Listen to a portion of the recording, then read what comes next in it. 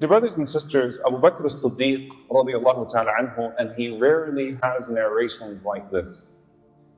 He said that I asked the Prophet sallallahu alayhi wa sallam, سألت رسول الله صلى الله عليه وسلم, علمني دعاء أدعو به في صلاتي. O Messenger of Allah, teach me a dua that I can start to say in my prayers. You know the person asking, and you know the person being asked sallallahu alayhi wa sallam. You know the status of Abu Bakr As-Siddiq radiallahu ta'ala anhu in the sight of Allah subhanahu wa ta'ala and His goodness. And he's asking the Prophet sallallahu alayhi wa sallam, give me a dua that I can say in my prayer.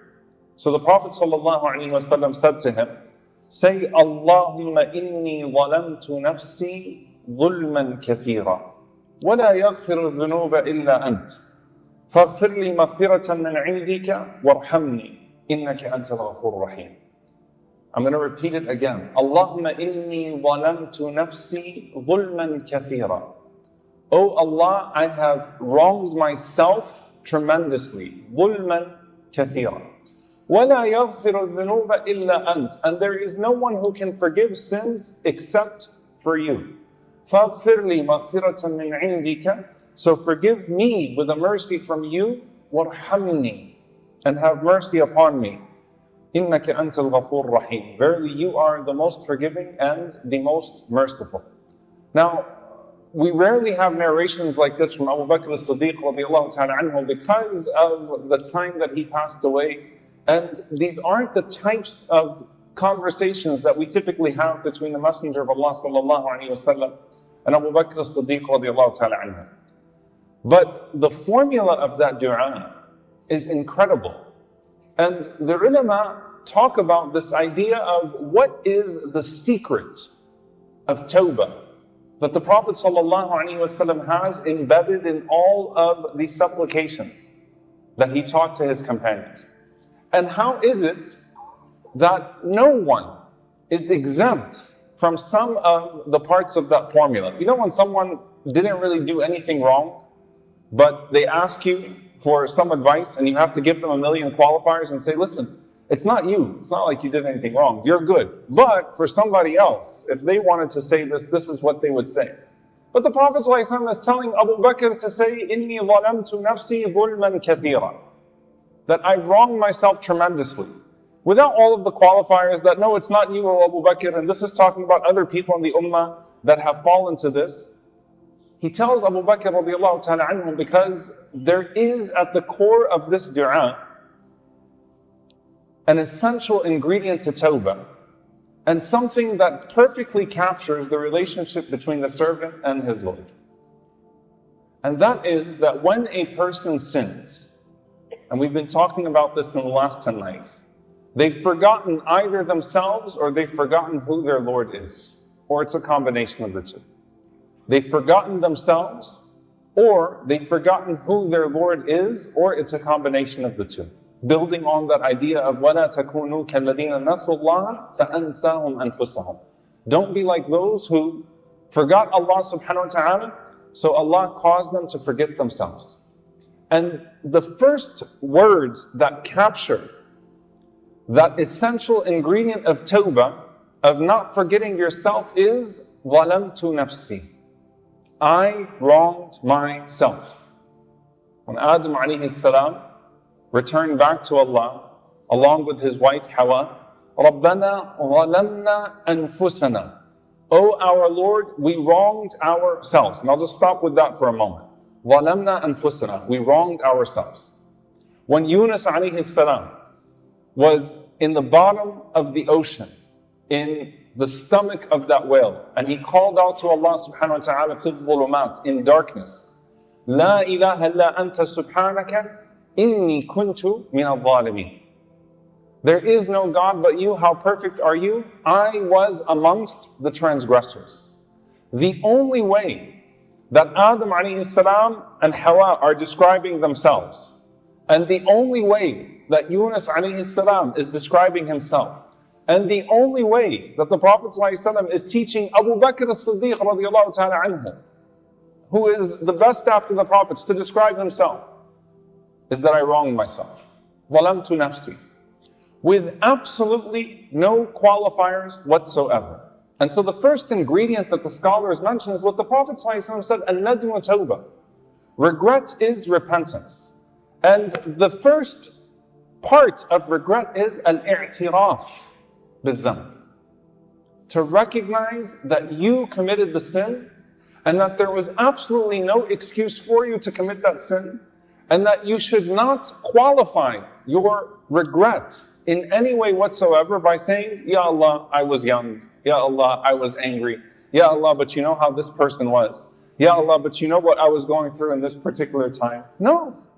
An-nadmu tawbah, as the Prophet ﷺ said, regret is repentance. It is absolute i'tiraf. Absolute i'tiraf. To acknowledge what you did and to feel the regret for what you did. Now, subhanAllah, you might be thinking, well, how does this not lead to a sense of self-hatred and despair? And the scholars say that because every single person at some point, every single person will come to acknowledge their sins. Some of them acknowledge their sins in this life, some of them acknowledge their sins in the next life. The only ones who should despair are the ones who delay their acknowledgement to the next life. And Allah Azza wa Jal even uses a different word for it altogether so that they don't get confused. The word is hasra. Ya hasrata ala al-ibad. Ya hasrata ala ma farratu fi jambillah. Hasra is a word of regret that I cannot come back from. Nadam is a word of regret that I can still come back to Allah subhanahu wa ta'ala with. Allah Azza wa Jal never mixes the two concepts. Because so long as you're still here, so long as you're still alive and able to acknowledge what you have done, the admitting of that sin, no matter how painful it is, no matter how big the sin was, no matter how shameful it was, no matter how long you abstained from repenting to Allah subhanahu wa ta'ala for it, no matter how many people you took on a ride along the way, as long as it's before you stop breathing, it can still be nadam and not hasra. Now the ulama mentioned that there could be hasra in this life as well, and that is the person who knows that they messed up, who acknowledges that they messed up, but acknowledges no desire whatsoever to come back to Allah subhanahu wa ta'ala. Yeah, I messed up, so what? It is what it is. I'm going to hell. It's okay. You know, subhanAllah, I was in a Muslim country just 2 months ago, and it was really sad to me. There was a non-Muslim that was considering becoming Muslim that was telling me about a Muslim friend that secretly drinks alcohol with him. And this non-Muslim is saying that I told my Muslim friend, because it was Ramadan and they were drinking alcohol, wait a minute, it's Ramadan, don't you at least quit for that? And the Muslim was saying, you know, I closed the door on heaven for myself a long time ago. I already know that I'm going to hell. The non-Muslim who's thinking about becoming Muslim is telling me this, right? About a Muslim friend. That's a dramatic example, but you find people that will say, yeah, I made this mistake in my life, but I'll live with it. Hopefully all the other good stuff that I do will cover for it. That's an expression of hasra, because there's no desire whatsoever to come back to Allah subhanahu wa ta'ala with that sin. But the first part of this is ظَلَمْتُ نَفْسِي ظَلَمْتُ نَفْسِي ظَلَمْتُ نَفْسِي. Now subhanAllah, Imam al-Qayyim rahimahullah, he compares this to Iblis, to the devil. And how Shaitan said, Rabbi bima aghwaytani, my Lord, because you led me astray. And what does it mean when he says bima aghwaytani? What exactly is Iblis blaming? Is he saying that you led me astray because you led me to believe that I was going to be this certain creature with you and then suddenly you shot me down? Was he saying that, you know, I was getting up this whole time just to be smacked down because you led me astray by putting Adam alayhi salam in front of me? You know how much I hate people being in front of me, and you put Adam alayhi salam in front of me and I couldn't handle that. Bima aghwaytani. What was he blaming? What's the human equivalent of that? And subhanAllah, he says something in Madarij al-Salikin, and I'll paraphrase it because it's a long section, which is really interesting. He said, ihtaja bil-qadr, that what he's blaming is divine decree. Look at the difference. Adam alayhi salam i'tarafa bil-dhanbi, fajtabahu rabbuhu wa hada. Adam alayhi salam acknowledged his sin, so Allah chose him and guided him. Iblis ihtajja bil qadr. Iblis blamed the divine decree. You wrote this upon me. Bima aghwaytani ay katabta alayya. You wrote this upon me. فَلَعْنَهُ اللَّهُ وَأَقْصَاهُ. So Allah Azza wa Jal cursed him and broke him. See the difference? Adam alayhi salam i'tarafa bil-dhanb. He acknowledged it. So Allah chose him. Not just forgave him. Allah chose him and guided him. Iblis ihtajja bil-qadr. He blamed the divine decree. Bima katabta alayhi. You wrote this upon me. You already knew this was going to happen. This was the grand setup. Not my choice in it. This was all the grand setup all the time was I was going to be a shaytan al-rajim. So Allah cursed him and broke him, expelled him, made him rajim, distant from him. So what's the human tendency that falls within that? The human tendency is not just that a person explicitly blames someone else for the sins that they've committed in life or for their sinful tendencies. Like, yeah, but I ended up with this person and I have this person, I have these people around me and I was at this phase in my life. And had I not been in this particular situation, I would have done this. It's not just that. It's that a person says to Allah subhanahu wa ta'ala, I did not have enough incentive to stay away from committing that sin. You see, just as in Ramadan, we're paying attention to the blessings that we often take for granted, that even if there were certain elements in your life that pulled you towards that sin, there was always enough from Allah subhanahu wa ta'ala for you not to commit that sin in the first place. Ihtajja bil qadr is when you're apologizing to someone and you're saying, but you know, you did this and you know how this sets me off and you know how this happens. And you know how this plays a role in that? Adam alayhi salam did not say any of that. ظَلَمْتُ نَفْسِي ظَلَمْتُ نَفْسِي. I wronged myself. Yunus alayhi salam, Ya Allah, you know how annoying my people are. No. You know how hard of a time they gave me. No. Adam alayhi salam, you know how tempting the tree was. No. Abu Bakr radiyallahu ta'ala anhu, Ya Allah, you know my status with you. No. Every single person has to have that i'tiraf with them. That acknowledging the sin. Now here's the next part of that. The ulama mention that there are sins that go unrepented for in the past. They exist in the past. Now someone might be saying, well, wait a minute, isn't غُفِرَ لَهُ مَا تَقَدَّمَ مِنْ ذَنْبِهِ? Ramadan forgives everything, Laylatul Qadr forgives everything. Yes, it may be that Allah forgave everything. But that coming to terms with something that you did is one of the greatest ways to finally come close to Allah subhanahu wa ta'ala and remove all of the barriers. The vulnerability of i'tarafna bidhunubina. Like, I don't care if I'm 70 years old and I think back to something that I did that was wrong when I was 30 years old.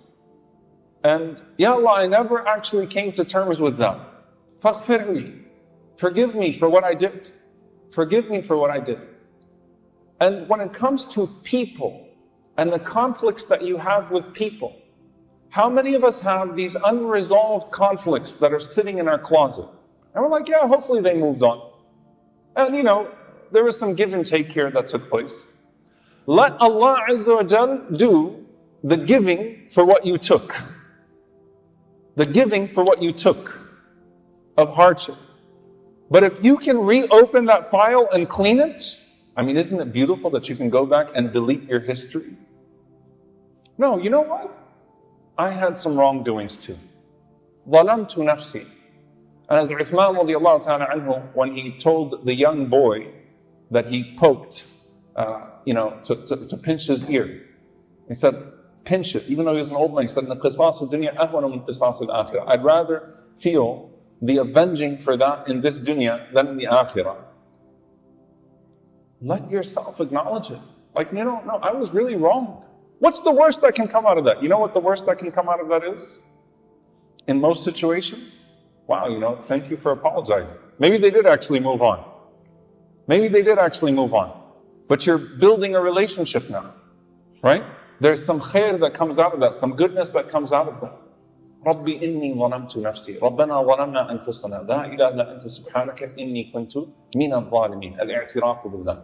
The second ingredient that the ulama mentioned, it's from the hadith of the Prophet ﷺ that a person said, Rabbi ighfir li dhanbi. A person said, my Lord, forgive me for my sin. And what did Allah Azza wa Jalla say to the heavens? عَلِمَ عَبْدِي أَنَّ لَهُ رَبًّا يَغْفِرُ الذَّنْبَ وَيَأْخُذُ بِالذَّنْبِ. My servant knows that he has a Lord that not just holds accountable for sin, but forgives for sins.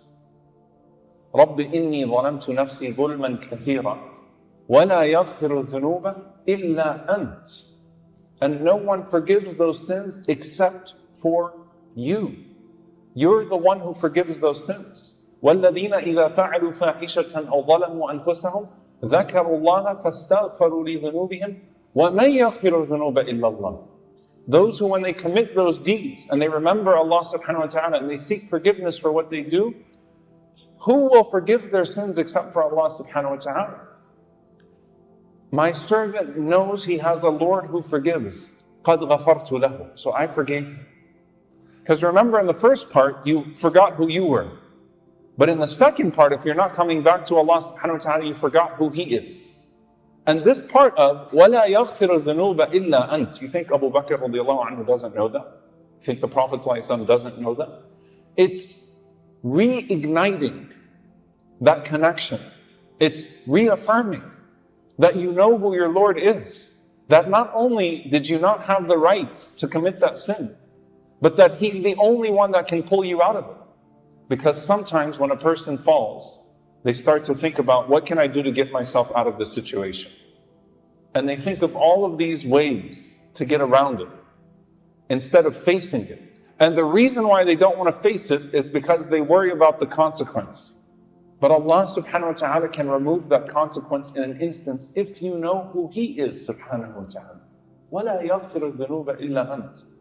No one forgives those sins except for you. No one can pull me out of this except for you. And so, dear brothers and sisters, there are these two domains that are embedded, especially in these last 10 nights, because that coming close to Allah subhanahu wa ta'ala, of knowing who He is and knowing who you are, requires you to say, oh Allah, I broke it. Oh Allah, only you can fix it. Oh Allah, I broke it. Oh Allah, only you can fix it. And those two things have to be embedded no matter how old you are, no matter how righteous you think you are, no matter how much you think you've been wronged in life. Those ingredients have to be there in order for there to be a meaningful tawbah to Allah subhanahu wa ta'ala in these last 10 and beyond. We ask Allah subhanahu wa ta'ala, who is the only one, Al-Ghafur Ar-Rahim, who can forgive us, to forgive us for what we have committed against ourselves and others. And we ask Allah subhanahu wa ta'ala to put in us the pain of regret that inspires repentance, not the pain of remorse that inspires paralysis. And we ask Allah subhanahu wa ta'ala to remove from us the barriers of ego and arrogance and self-righteousness that stop us from coming close to Him and stop us from removing that which has caused us to hurt other people as well. Allahumma ameen. أقول قولي هذا واستغفر الله لي ولكم ولسائر المسلمين فاستغفروا إنه هو الغفور الرحيم.